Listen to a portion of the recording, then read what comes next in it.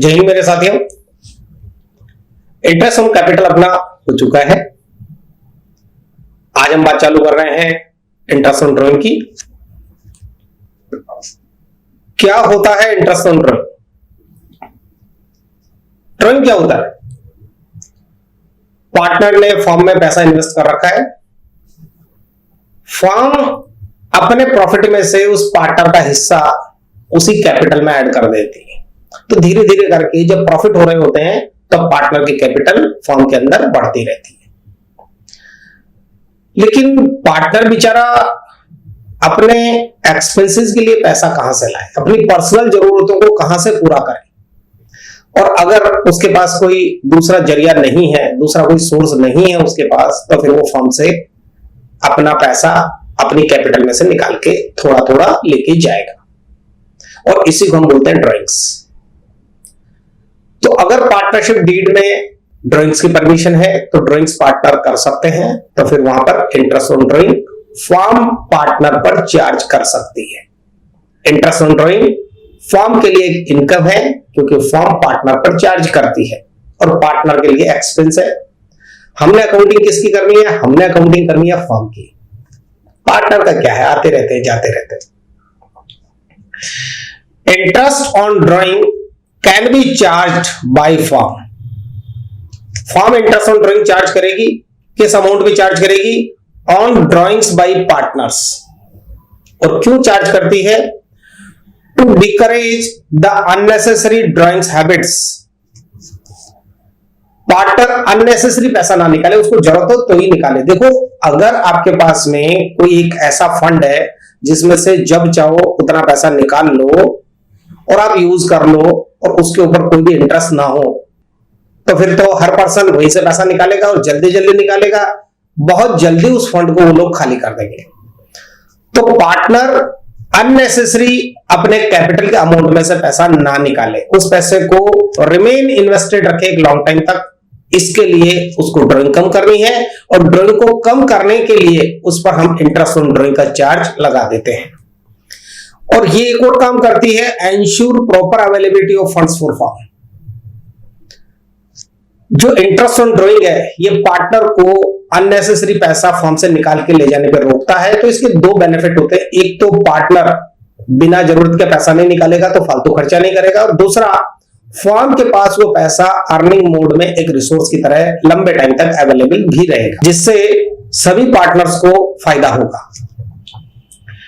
Interest on drawing is charge by the firm only when it is clearly mentioned in the partnership deed. अगर partnership deed में कुछ नहीं लिखा है तो फिर पार्टनरशिप एक्ट 1932 क्या कहता है?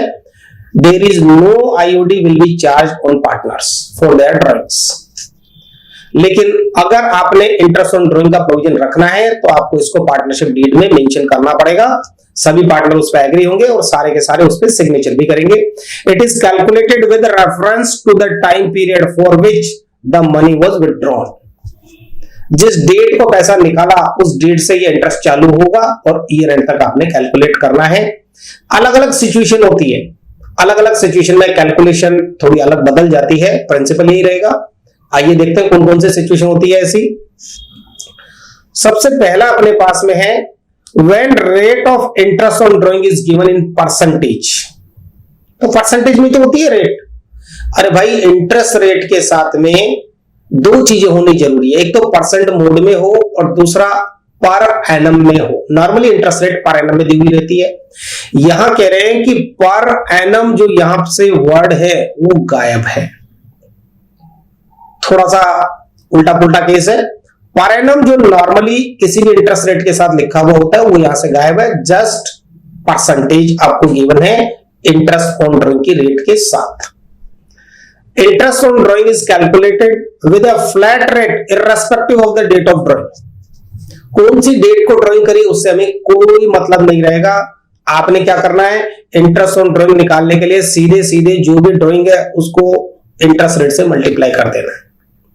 तो इसका मतलब अगर किसी पार्टनर ने 1 लाख रुपए विड्रॉ किए और उसने विड्रॉ किया 1 अगस्त को, दूसरे पार्टनर ने विड्रॉ किया 1 नवंबर को, तो दोनों की ड्राइंग की डेट अलग अलग है, लेकिन इंटरेस्ट ऑन ड्राइंग का रेट सेम रहेगा। अगर इंटरेस्ट ऑन ड्राइंग की रेट में सिर्फ आपको परसेंट का साइन दे रखा है, लेकिन साथ में पर एनम वर्ड नहीं लिख रखा है, तो दोनों पे इंटरेस्ट ऑन ड्राइंग सेम लग जाएगा, क्योंकि यहाँ पे टाइम मैटर नहीं करता। एक पार्टनर ने 1 अगस्त को निकाला है, दूसरे ने 1 नवंबर को निकाला है, उससे कोई फर्क नहीं पड़ेगा। एक अमाउंट का फर्क पड़ेगा और एक दूसरा आईओडी रेट का फर्क पड़ेगा। आईओडी रेट दोनों के लिए कॉमन रहेगी, तो खाली अमाउंट चेंज अगर किसी का होगा तो उसका इफेक्ट आपके इंटरेस्ट ऑन ड्राइंग के अमाउंट पे आएगा। अदरवाइज टाइम का यहां पर कोई मैटर नहीं है, क्योंकि आईओडी रेट के साथ में आपने पर एनम वर्ड नहीं देखे। सेकंड केस पे आ जाते हैं।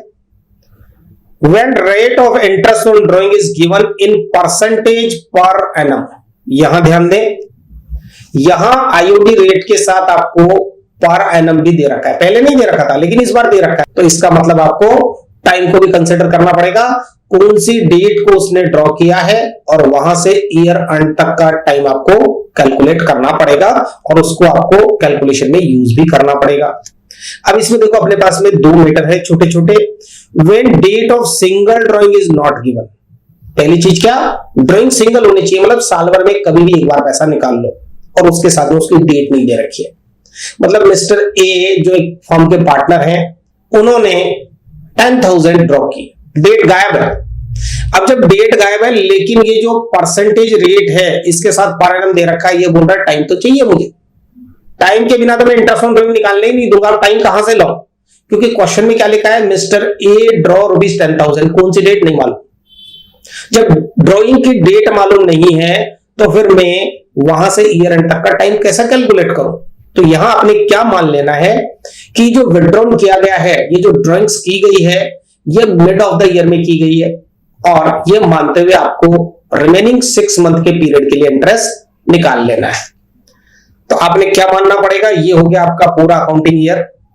ड्राइंग उसने पूरे साल भर में कभी भी करी हो, या तो डेट दे दे भाई, और अगर जो डेट नहीं दे रहा है तो मैं तो उस इंटरेस्ट को यहां से चालू करूंगा, उस ड्राइंग को यहां मानूंगा, और इस वाले पीरियड के लिए मुझे इंटरेस्ट कैलकुलेट करना है, और that period is 6 month.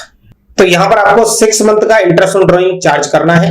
Formula क्या रहेगा, interest on drawing equals to drawing का amount into interest on drawing की रेट और इंटू 6/12।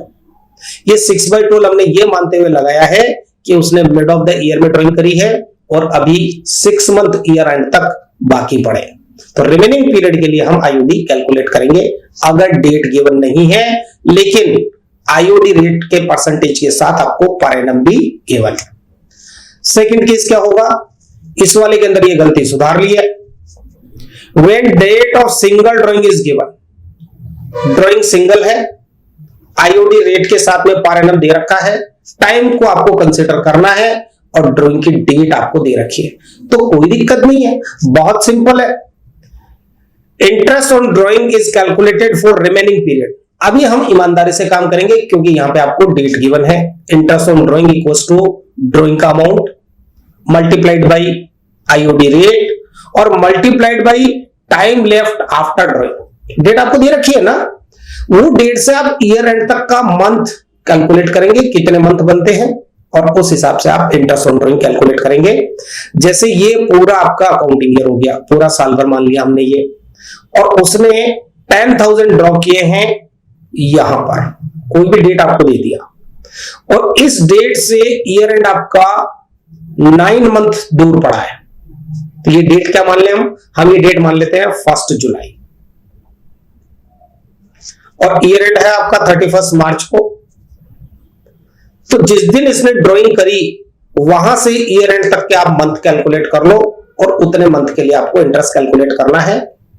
फॉर्मूला क्या रहेगा, interest on drawing equals to drawing amount, single drawing है क्योंकि, multiply by interest on drawing की रेट, वो क्वेश्चन में दे रखी होगी, हर क्वेश्चन में अलग अलग हो सकती है, आपको अपने आप से कोई एजम्पशन इस मामले में नहीं लेना है, और मल्टीप्लाइड बाई 9/12, क्योंकि 1 जुलाई को ड्राइंग हुई है, 1 जुलाई से 31 मार्च मंथ काउंट करो, जुलाई, अगस्त, सितंबर, अक्टूबर, नवंबर, दिसंबर और जनवरी, फरवरी, मार्च। इनकेस अगर ये ड्राइंग 1 जनवरी को हुई होती तो वहां से ईयर एंड कितनी दूर होता, 3 मंथ, तो फिर हम वहां पे 3/12 कैलकुलेशन में फ्रैक्शन लगा के चलते। थर्ड केस आपका, when different amounts are withdrawn on different date. इससे पहले जो आपने सोल्व किया था उसमें क्या था, सिंगल ड्रॉइंग थी, मतलब साल भर में पार्टनर ने एक ही बार में पैसा निकाल लिया जितना उसको चाहिए पूरे साल भर के लिए, ज्यादा चिक चिक नहीं करना। लेकिन अभी क्या हो रहा है, अभी पार्टनर पैसा निकालने से डर रहा है, जितनी उसको जरूरत होती है उतना निकाल लेता है। कभी 2 महीने बाद निकाल लिया पैसा, फिर 4 महीने बाद निकाल लिया, फिर 3 महीने बाद निकाल लिया। अलग अलग डेट है ड्रॉइंग की और उसके अमाउंट भी अलग अलग है, जैसी जरूरत पड़ती है उतना। तो ना तो 2 ड्रॉइंग के बीच का गैप इक्वल है और ना ही ड्रॉइंग का अमाउंट इक्वल है। अब इसमें अपने पास 2 मेथड है, एक तो सिंपल इंटरेस्ट मेथड, जैसा भी कैलकुलेट कर रहे थे, लेकिन वैसा अभी आपको मल्टीपल टाइम्स कैलकुलेट करना पड़ेगा। उसने 1 जुलाई को ड्रॉ किया 10,000, फिर उसके बाद उसने 1 नवंबर को ड्रॉ किया 20,000 और उसके बाद उसने 1 जनवरी को भी ड्रॉ किया। 3 बार ड्रॉइंग कर ली। तो यहाँ पे केस 3 वाला मामला बन जाएगा, मल्टीपल ड्रॉइंग, डिफरेंट डेट और अमाउंट भी अलग अलग है। पहली बार उसने 10,000 ड्रॉ किया, दूसरी बार उसने 20,000 ड्रॉ किया और तीसरी बार उसने 30,000 ड्रॉ किया। तो अब यहां पर आपको 3 बार कैलकुलेशन करनी पड़ेगी। सिंपल इंटरेस्ट मेथड से चलेंगे। पहली जो कैलकुलेशन होगी वो 10,000 इंटू आईओडी की जो रेट है वो, और इंटू, क्योंकि उसने ड्रॉ मैंने आपको बताया 1 जुलाई को किया है तो 9/12, तो एक तो ये इंटरेस्ट निकलेगा। फिर से 20,000 उसने ड्रॉ किया, आईओडी की रेट वही रहेगी जो क्वेश्चन में दे रखी है, और मल्टीप्लाइड बाई इसका डेट अपन ने क्या माना था, इसका डेट अपन ने माना था 1 नवंबर। अब 1 नवंबर से देखो ये रेट कितनी दूर पड़ा है, नवंबर, दिसंबर, जनवरी, फरवरी, मार्च, 5 मंथ। ये दूसरा इंटरेस्ट कैलकुलेट हो गया। फिर 30,000 उसने कब ड्रॉ किया है, 1 जनवरी को, मान लिया है सामने, आईओडी की रेट आएगी और इनटू, अब 1 जनवरी से ईयर एंड ढूंढो कितनी दूर पड़ता है, वहां से वो 3 मंथ आगे है। तो ये जो तीनों कैलकुलेशन होगी, ये 3 टुकड़ों में कैलकुलेशन आपने निकालनी है और फिर इन तीनों का जो सम होगा वो इंटरेस्ट ऑन ड्रॉइंग आपका बन जाएगा। यहां हम इसके टोटल लगा लेंगे और ये बन जाएगा आपका इंटरेस्ट ऑन ड्रॉइंग। तो एक तो ये तरीका है, इसको बोलते हैं सिंपल इंटरेस्ट मेथड। पैराग्राफ में पढ़ लेते हैं क्या लिखा है। इन this method interest on drawing is calculated for each amount of drawing. Her drawing के लिए अलग अलग कैलकुलेट होगा। 10,000 की ड्रॉइंग पे अलग उस तारीख से लेकर के और ईयर एंड तक, फिर 20,000 पे अलग उस तारीख से लेकर के ईयर एंड तक, और फिर 30,000 पे अलग उस तारीख से लेकर ईयर एंड तक। तो 3 टुकड़ों में कैलकुलेशन करनी है। जितनी बार ड्रॉइंग्स करेंगे हर बार अमाउंट अलग अलग है और टाइम अलग अलग है, इसलिए आपको हर बार सेपरेट कैलकुलेशन करनी पड़ेगी।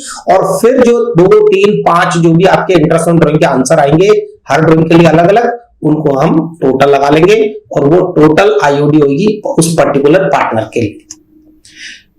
तो ईच अमाउंट ऑफ ड्रॉइंग के लिए आप इंडिविजुअली अलग अलग कैलकुलेट करोगे on the basis of period after drawing. कोई नया फॉर्मूला नहीं है, ये वही फॉर्मूला सिंगल ड्रॉइंग वाला, ये वाला, जिसमें इंटरेस्ट रेट के साथ परिणाम भी दे रखा होता है और डेट भी दे रखा होता है। लेकिन जब सिंगल ड्रॉइंग होती है तो ये फॉर्मूला एक बार लगाना है, और यही सेम फॉर्मूला अगर 2, 3, 5 बार अगर ड्रॉइंग का अलग अलग अमाउंट है, अलग अलग डेट्स है, अलग अलग पीरियड्स है, तो फिर उस केस के अंदर ये फॉर्मूला उतनी बार आपको लगाना पड़ेगा, हर बार इंटरेस्ट निकालना पड़ेगा और उन इंटरेस्ट की टोटल उसको आईओडी बोल के चार्ज हो जाएगी, उसकी कैपिटल में से डिडक्ट हो जाएगी। लेकिन क्या कोई इसका इजी तरीका भी है? इसका इजी तरीका देखते हैं क्या है। प्रोडक्ट मेथड, ये थोड़ा सा इजी वे है, इसमें इंटरेस्ट ऑन ड्रॉइंग बार बार नहीं निकालना है, एक ही बार में निकल जाएगा। तो इसके लिए आपको क्या करना पड़ेगा, आइए पढ़ते हैं। प्रोडक्ट मेथड में, in this method the amount of drawing are multiplied by the period. Amount of drawing को आप पीरियड से मल्टीप्लाई कर दो, जैसे 4 मंथ है ना, तो 4 मंथ से मल्टीप्लाई कर दो। डिवाइड 12 लगाने का जरूरत नहीं है। For which it remained withdrawn during the year, जितने महीने के लिए वो विथड्रॉन रहे, मतलब ड्रॉइंग का अमाउंट मल्टीप्लाइड बाय ड्रॉइंग के डेट के बाद का पीरियड, ईयर एंड तक। Interest for 1 month is calculated on the sum of these products. तो पहले हम क्या करेंगे, ड्रॉइंग के अमाउंट को पीरियड से मल्टीप्लाई कर देंगे, और अब जो हमारे पास नंबर्स आएंगे, ध्यान रखना अभी इंटरेस्ट ऑन ड्रॉइंग नहीं आया क्योंकि अभी आईओडी रेट तो आपने अप्लाई नहीं करी है, तो भी इंटरेस्ट ऑन ड्राइंग कैसे आ सकती है? पहले आपने अमाउंट को रिमेनिंग पीरियड के साथ मल्टीप्लाई कर देना है डिवाइड 12 लगाए बिना, और अब जो नंबर्स आएंगे उन नंबर्स को हम बोलेंगे प्रोडक्ट्स, और उन प्रोडक्ट्स को टोटल लगा लेंगे। 2 3 4 प्रोडक्ट आएंगे आपके पास, जितनी बार ड्राइंग होगी उतने प्रोडक्ट आपके हाथ में होंगे, उन प्रोडक्ट की टोटल को आप इंटरेस्ट ऑन ड्राइंग निकालने के यूज में लोगे। तो पहले हम प्रोडक्ट निकालेंगे, प्रोडक्ट निकालने के बाद उसकी टोटल लगाएंगे, और फिर टोटल प्रोडक्ट पर 1 मंथ का इंटरेस्ट ऑन ड्राइंग हम कैलकुलेट करेंगे। कैसे करेंगे? पहले प्रोडक्ट कैलकुलेट करने का फॉर्मूला क्या? Product equals to amount of drawing multiplied by months remaining after drawing. एक तो ये करना है, 2 3 4 जितनी बार उसने ड्राइंग करी होगी उतनी बार आपके प्रोडक्ट निकल जाएंगे। डिवाइड 12 अभी कहीं भी नहीं लगाना है, नंबर ऑफ मंथ से मल्टीप्लाई करना है। जैसे 1 जुलाई को अगर 10,000 ड्रॉ किया होगा तो 1 जुलाई से ईयर एंड तक कितना टाइम बचता है? 9 मंथ। तो हमने क्या करना है? 10,000 का अमाउंट मल्टीप्लाइड बाय 9 बस, और प्रोडक्ट आ जाएगा आपका 90,000। डिवाइड 12 अभी नहीं लगाना है, और आईयूडी की रेट में भी नहीं लगानी। इसके बाद में इंटरेस्ट ऑन ड्राइंग कैसे होगा? आपके पास जितनी ड्राइंग होगी उतने प्रोडक्ट्स आ जाएंगे। Interest on drawing equals to sum of products, उन प्रोडक्ट की टोटल लगा लो और उस टोटल को मल्टीप्लाई करना आईओडी रेट के साथ, और मल्टीप्लाई करना 1/12 के साथ, और आपका आईओडी मतलब इंटरेस्ट ऑन ड्राइंग कैलकुलेट होके एक ही बार में आ जाएगा। प्रोडक्ट आपको 2 3 4 कैलकुलेट करने पड़ेंगे, लेकिन जब इंटरेस्ट ऑन ड्राइंग आएगा तो एक ही बार में आ जाएगा। बहुत कुछ ये इफेक्टिव कैपिटल के जैसा है। पहले इफेक्टिव कैपिटल निकालो, वो भी क्या होता है? प्रोडक्ट होता है एक तरीके से। अब उसके बाद आपने इंटरेस्ट ऑन कैपिटल जैसे कैलकुलेट किया था, ठीक वैसे ही कैलकुलेट हो रहा है। तो जब ये भी प्रैक्टिकल क्वेश्चन आप करोगे तो आपको अच्छे से समझ में आ जाएगा। अभी पहले अपन कितने तरीके हैं इनकी थ्योरी देख लेते हैं जस्ट। और चौथा केस है अपने पास, when an equal amount is withdrawn regularly, same amount partner अपनी रिक्वायरमेंट का असेसमेंट कर लेगा कि मुझे हर महीने 5,000 चाहिए बस, और एक डेट भी फिक्स कर लेगा, मैं हर महीने की 1 तारीख को लूंगा, हर महीने की 15 तारीख को लूंगा, या महीना जहां खत्म होगा 30 तारीख 31 तारीख वहां लूंगा। तो यहां क्या किया उसने? एक तो अमाउंट फिक्स कर लिया है, और एक इंटरवल उसने फिक्स कर लिया, और एक डेट उसने फिक्स कर लिया। वो चाहे तो मंथली भी निकाल सकता है, वो चाहे तो क्वार्टरली भी विड्रॉल कर सकता है। बार बार ड्रॉइंग नहीं करनी। अगर मंथली करूंगा तो साल में 12 बार करनी पड़ेगी, लेकिन अगर क्वार्टरली करूंगा तो क्वार्टरली कर लूंगा तो फिर मुझे सिर्फ साल में 4 बार ही ड्रॉइंग करनी पड़ेगी। तो ये पार्टनर अपनी इच्छा से मंथली, क्वार्टरली या हाफ ईयरली कोई भी मोड चूज कर सकता है, लेकिन जरूरत क्या है कि उसको अमाउंट सेम रखना है। वही सेम अमाउंट उसको एक पर्टिकुलर डेट पर, जो एक इक्वल टाइम इंटरवल के साथ फिक्स की हुई होगी, वहां से वो उस तारीख पर ड्रॉ करेगा। यहां पर अपने पास कितने मेथड है? Interest on drawing can be calculated using either product method और डायरेक्ट मेथड। डायरेक्ट मेथड को शॉर्टकट मेथड भी कहते हैं। तो या तो आप प्रोडक्ट निकाल के कर लो, या फिर एक शॉर्टकट मेथड है उससे कर लो। दोनों मेथड हम सीखेंगे। डायरेक्ट मेथड कब यूज किया जाता है? Direct method will be used only if all the following 3 conditions are satisfied। अगर ये 3 कंडीशन आपको साफ साफ दिख रही है तब जाकर के आप डायरेक्ट मेथड या शॉर्टकट मेथड का यूज कर पाओगे, नहीं तो नहीं कर पाओगे। सबसे पहली जरूरत, amount should be same through out the period. अगर उसने तय कर लिया कि मैंने 5,000 ही निकालने हैं तो फिर उसको हर बार 5,000 ही निकालने। पहली रिक्वायरमेंट। दूसरी requirement, gap between 2 drawing should be same through out the period. किन्हीं भी 2 ड्राइंग के बीच में गैप सेम होना चाहिए। मतलब वो हर महीने निकाले तो हर महीने की 1-1 तारीख को निकालता रहे, तो हर ड्राइंग के बीच में 1 महीने का गैप चलेगा। अगर वो क्वार्टरली विड्रॉ करता है तो ऐसा नहीं है कि क्वार्टर में कभी भी विड्रॉ कर ले। क्वार्टर मींस क्या होता है? Quarter means 3 month period equals to 1 quarter. तो पहला क्वार्टर आपके अकाउंटिंग में होता है अप्रैल मई जून, और फिर सेकंड क्वार्टर होता है आपका जुलाई अगस्त सितंबर। तो उसने बोला मैं क्वार्टरली 10,000 विड्रॉ करूंगा, ठीक है भैया, लेकिन पहला क्वार्टर अप्रैल मई जून, तो वो पहले क्वार्टर के जिस मंथ की जिस डेट को निकालता है अगले क्वार्टर के भी उसी महीने में उसी डेट को निकालना है। ऐसा नहीं चलेगा कि पहले क्वार्टर जो अप्रैल मई जून का मैटर है वहां पर वो 15 अप्रैल को निकाल ले, और फिर जो सेकंड क्वार्टर है जुलाई अगस्त सितंबर उसमें वो 20 अगस्त को पैसा निकाले, ये पॉसिबल नहीं है। तो फिर इस तरह से कैलकुलेशन हम नहीं कर पाएंगे। Gap between two drawings should be same through out the period.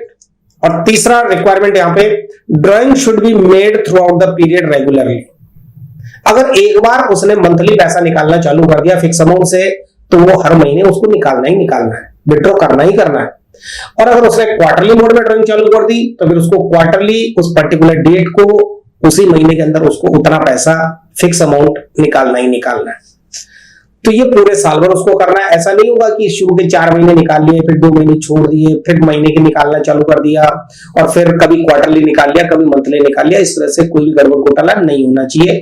क्या क्या रिक्वायरमेंट थी? अमाउंट सेम, 2 ड्राइंग के बीच में जो इंटरवल है, जो पीरियड है, गैप जिसको कहते हैं, वो सेम होना चाहिए और उसकी डेट भी कोई फिक्स होनी चाहिए। या तो 1 तारीख हर ड्राइंग की, या तो 15 तारीख हर ड्राइंग की, या फिर महीने का आखिरी दिन हर ड्राइंग के लिए। इंटरेस्ट ऑन ड्राइंग यहां पे कैसे निकालेंगे आप? Interest on drawing equals to total drawing into IOD rate into T/12। ये फॉर्मूला आपके पास में इंटरेस्ट ऑन ड्राइंग निकालने के लिए। अब टोटल ड्राइंग आपको समझ में आता है, टोटल ड्राइंग कैसे निकालना है? अगर मान लो उसने तय कर लिया 5000 पर मंथ, तो टोटल ड्राइंग कितना हो गया? पूरे साल भर की बात करनी है यहां पे अमाउंट आएगा 60,000। आईओडी रेट आपको क्वेश्चन में दे रखा है और मल्टीप्लाई देखो किससे हो रहा है? मल्टीप्लाई हो रहा है T/12 से। अब ये T कहां से लाऊं? ये मैथ्स नहीं है जो मैं X Y Z T F Q P किसी से भी मल्टीप्लाई कर दूं। यहाँ T की जगह मुझे कोई नंबर चाहिए, तो ये नंबर कैसे कैलकुलेट होता है? यहाँ पे क्या आएगा? 3 आएगा, 9 आएगा, 8 आएगा, 6 आएगा। मुझे कोई यहाँ पे एक न्यूमेरिकल नंबर डालना है क्योंकि मुझे निकालना है इंटरेस्ट ऑन ड्राइंग। अब ये नंबर कहां से आएगा? नंबर लाने के लिए फिर एक और फॉर्मूला है अपने पास। ये फॉर्मूला आपको T की वैल्यू कैलकुलेट करके देगा। अब T इक्वल्स टू क्या? Time left after first drawing. पहली ड्राइंग के बाद कितना टाइम बचा, ईयर एंड तक की बात कर रहे हैं, plus time left after last drawing. आखिरी ड्राइंग जो उसने करी वहां से ईयर एंड होने में कितना टाइम बचा, और डिवाइड बाई 2। ये आपकी T की वैल्यू आ जाएगी। इसको मैंने थोड़ा सा सिंप्लीफाइड करके, और कुछ जो ज्यादातर काम में आते हैं, ज्यादातर क्वेश्चंस में मैंने जो देखा है जो पूछे जाते हैं, वो टेबल्स मैंने आपको यहां पे बना के दे दी है। अभी मैं इनको प्रूव भी करूंगा, चिंता ना करें। अगर मंथली ड्राइंग है, ये वाली टेबल देखिए, when drawings made regularly during the year. Drawings regularly made होती है, चाहे वो मंथली मोड करे, चाहे क्वार्टरली मोड करे, और चाहे वो हाफ ईयरली मोड करे। अगर उसने बिगिनिंग में पकड़ लिया और मंथली मोड में ड्राइंग कर रहा है, तो आपके T की वैल्यू रहेगी 6.5। अगर मान लीजिए वो क्वार्टरली कर रहा है, मतलब अप्रैल मई जून, इन 3 महीने में से एक ही बार पैसा निकालूंगा, और कब निकालूंगा? अगर वो बोलता है बिगिनिंग में निकालूंगा, क्वार्टर के स्टार्टिंग, तो अप्रैल मई जून के क्वार्टर की पहली तारीख क्या होगी? 1 अप्रैल। फिर अगला क्वार्टर जुलाई अगस्त सितंबर, इसकी पहली तारीख क्या होगी? 1 जुलाई। और फिर अगला क्वार्टर आएगा आपका अक्टूबर नवंबर दिसंबर, इसमें से पहली तारीख क्या पड़ेगी? 1 अक्टूबर। तो यहां मुझे एक फिक्स अमाउंट, इक्वल अमाउंट हमको विड्रॉ करना है, वहां T की वैल्यू रह जाएगी आपकी 7.5। लेकिन अगर वो बोले मैं क्वार्टरली पैसा निकालूंगा, लेकिन क्वार्टर में कब? क्वार्टर जब खत्म होगा तब। अब पहला क्वार्टर अप्रैल मई जून, इसकी आखिरी तारीख 30 जून। दूसरा क्वार्टर जुलाई अगस्त सितंबर, इसमें आखिरी तारीख 30 सितंबर। तीसरा क्वार्टर अक्टूबर नवंबर दिसंबर, आखिरी तारीख 31 दिसंबर। और चौथा और आखिरी क्वार्टर साल का जनवरी फरवरी मार्च, यहां पे आखिरी तारीख 31 मार्च। अगर उसने क्वार्टरली मोड के लिए ऑप्ट किया है और बोल रहा है कि क्वार्टर के आखिर में पैसा निकालूंगा, ठीक है भैया निकाल ले, हमें कोई दिक्कत नहीं है, हम तो आईओडी कैसे कैलकुलेट करनी है वो देख रहे हैं। तो अगर क्वार्टर का एंड चल रहा हो ड्राइंग के मामले में, तो आपको देखो इस टेबल में से कैसे सिलेक्ट करना है। एक तो एवरी क्वार्टर के मोड में ड्राइंग है और दूसरा क्वार्टर के एंड में चल रहा है। तो आपकी टेबल आपको T की वैल्यू निकाल के दे रही है 4.5। तो ये टेबल कोई अलग चीज नहीं है, ये टेबल इसी फॉर्मूले से बनी हुई है। तो मैं अब जस्ट आपको प्रूव कर देता हूं कि टेबल किस तरह से काम करती है। इस टेबल के अलावा कोई और भी सिचुएशन आए तो आप उससे वो भी कर पाओगे। फॉर्मूला एक बार अच्छे से देख लीजिए, टी की वैल्यू क्या रहेगी। मैं अभी सिर्फ टी की वैल्यू निकालना बता रहा हूं आपको। टी की वैल्यू का फॉर्मूला है time left after first drawing plus time left after last drawing divide by 2। तो एक छोटा सा एग्जांपल हम खुद ही क्रिएट कर लेते हैं। यहां पर एक पार्टनर है जो क्वार्टरली मोड के लिए ऑप्ट करता है। ड्राइंग उसको करनी है क्वार्टरली मोड में, और साल में क्वार्टर कितने होते हैं? 4। ये बना दिए मैंने 4 quarter. Each quarter is made by 3 month. तो ये 3 महीने कौन कौन से हो गए? अप्रैल, मई, जून, जुलाई, अगस्त, सितंबर, अक्टूबर, नवंबर, दिसंबर, जनवरी, फरवरी, मार्च। तो क्वार्टरली मोड उसने ऑप्ट किया। अब क्वार्टर में कब चाहिए? वो बोल रहा है beginning of each quarter, beginning of each quarter, ये कंडीशन है उसकी। और क्वार्टरली मोड में ड्राइंग करेगा, सेम अमाउंट ड्रॉ करेगा। तो पहली ड्राइंग क्या आएगी? पहली ड्राइंग होगी उसकी 1 अप्रैल को, यहां देखिए। और यहां से आपको ईयर एंड तक का पीरियड ले जाना है 31 मार्च तक का। तो ये कितना हो गया? ये हो गया आपका 12 मंथ। आखिरी ड्राइंग कब करेगा? पहली ड्राइंग उसने यहां करी 1 अप्रैल को, दूसरी ड्राइंग उसने करी है 1 जुलाई को, तीसरी ड्राइंग उसने करी है 1 अक्टूबर को, और चौथी ड्राइंग उसने करी है 1 जनवरी को। 1 जनवरी को यहां से जब आप पीरियड कैलकुलेट करोगे ईयर एंड तक का, तो ये आएगा 3 मंथ। तो आपका टी का फॉर्मूला क्या था? टी इक्वल्स टू क्या रहेगा? Time left after first drawing, मतलब ये वाला 12 मंथ, प्लस आखिरी ड्राइंग उसने कब करी है? आखिरी ड्राइंग उसने यहां करी थी 1 जनवरी को, और वहां से कितना पीरियड बच रहा है? ईयर एंड तक 3 मंथ वहां पे बच रहे हैं, plus 3 divide by 2 equals to 7.5। ये टी की वैल्यू आपकी आ गई। देखते हैं क्या टेबल सही आंसर दे रही है। क्वार्टरली मोड है और बिगिनिंग ऑफ ईच क्वार्टर, ये रही टेबल क्वार्टर, और इधर साइड के अंदर आपको मिलेगा बिगिनिंग। तो ये आपका 7.5 कंफर्म हो गया। अब एक और बार चेक करते हैं। मंथली ड्राइंग है, हर महीने उसको पैसा निकालना है, और महीने में भी कब निकालेगा? उसने बोला मैं तो महीने के आखिर में पैसा निकालूंगा। जैसे सैलरी आती है ना एम्प्लॉयड पर्सन की, उस तरह से हर महीने के आखिरी तारीख को मुझे पैसा चाहिए। और लेकिन अमाउंट जो हुआ वो सेम रहेगा।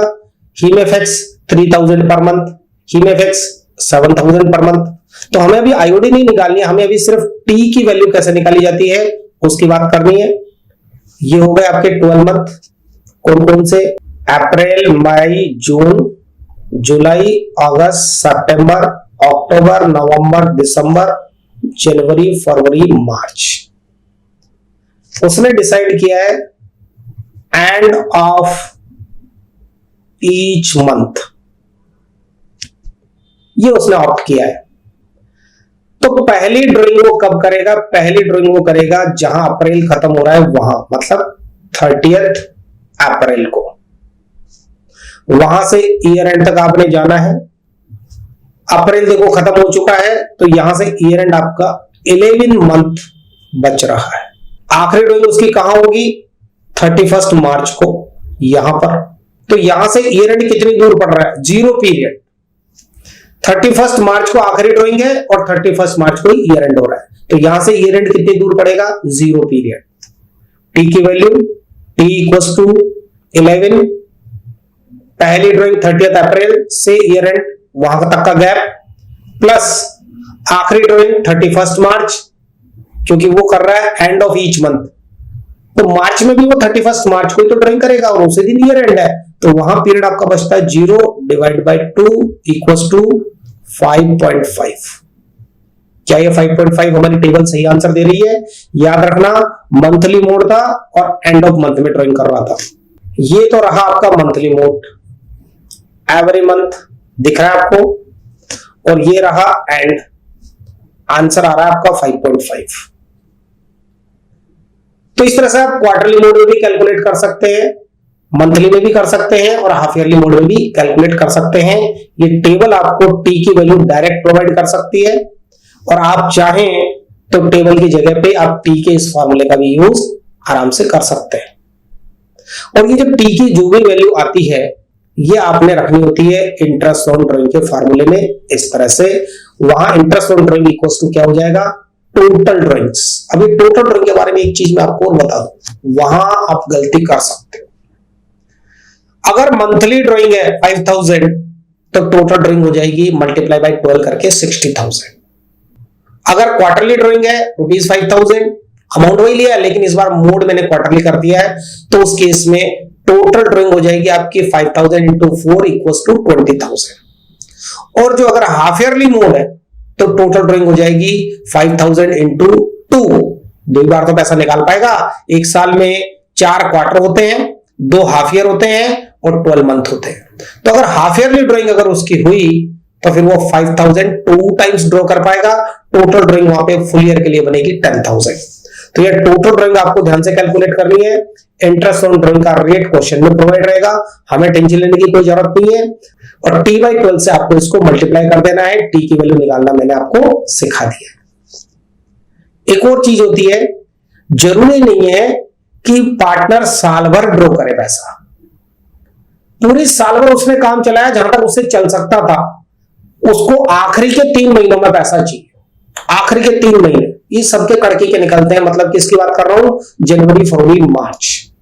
उसको जगह जगह पैसा चुकाना है, कहीं पे उसको टैक्स पे करना है, कहीं उसको घर पे भी कुछ सामान ला के रखना है जनवरी, फरवरी, मार्च में।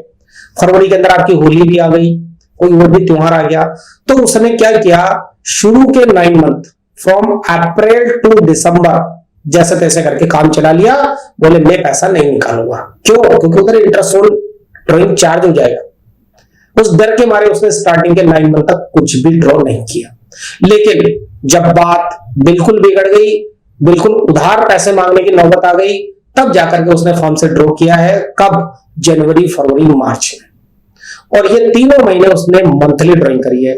अगर ऐसा कोई केस दिखे तो फिर आपकी टेबल चेंज हो जाएगी। और टेबल आपको ये दूसरी टेबल भी मैंने प्रोवाइड कर रखी है।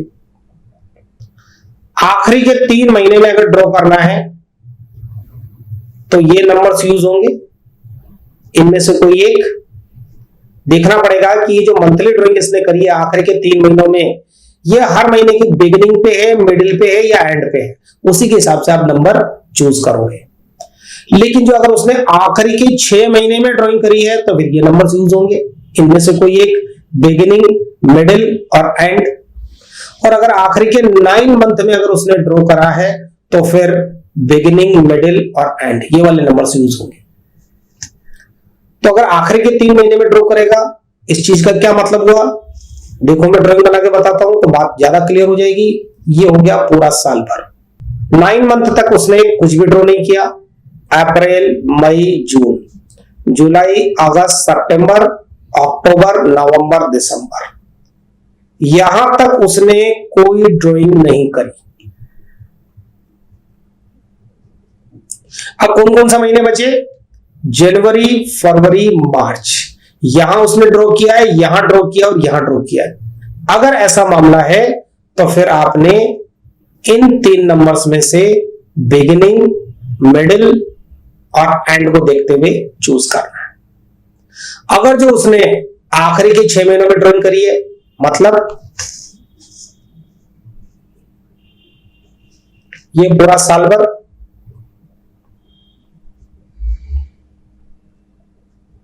यहां तक उसने कोई ड्राइंग नहीं करी। कहां से करी है? अक्टूबर, नवंबर, दिसंबर, जनवरी, फरवरी, मार्च, यहां सब जगह उसने पैसा निकाला है आखिरी के 6 महीने। तो फिर आपको टेबल में से ये 3 नंबर्स में से कुछ लेना है। देखो मैंने यहां लिखा है आपको एंडिंग 6 मंथ, साल के आखिरी के 6 महीने ड्रॉ किया सिर्फ, और वो भी किसी तरह से हर महीने बिगिनिंग, मिडिल और एंड, हर महीने में कर रहा है ड्रॉ, लेकिन साल के आखिरी 6 महीने में, हर महीने के बिगिनिंग में कर रहा है, मिडिल में कर रहा है या फिर एंड में कर रहा है, उसी के हिसाब से आपको इन 3 नंबर में से कोई एक नंबर टी की वैल्यू लेनी पड़ेगी। यहां पर भी आप चाहो तो टी की वैल्यू उसी फॉर्मूले से निकाल सकते हो, time left after first drawing plus time left after last drawing divide by 2। तो आप कोशिश करिए इन टेबल्स के सारे नंबर्स आप एक बार कैलकुलेट करके देखिए, आप कर पाते हैं कि नहीं कर पाते हैं। तो टी की वैल्यू आपको निकालना बहुत अच्छे से समझ में आएगा, और ये टेबल्स कितनी सही है और कितनी गलत है ये भी प्रूव हो जाएगा। तो ये था मामला इंटरेस्ट ऑन ड्रॉइंग का। इंटरेस्ट ऑन ड्रॉइंग के बारे में हमने 4 अलग अलग केस पढ़े हैं। पहला केस जिसमें इंटरेस्ट रेट के साथ पर एनम नहीं दे रखा था, अगर वो टाइम को कंसिडर नहीं कर रहा है तो हमें भी टाइम को कंसिडर नहीं करना है। दूसरा केस जिसमें सिंगल ड्रॉइंग होती थी, मतलब साल में कोई एक बार पार्टनर ने पैसा निकाला और साथ में इंटरेस्ट रेट के साथ पर एनम भी दे रखा है, तो वहां पे आपको टाइम कंसिडर करना पड़ेगा।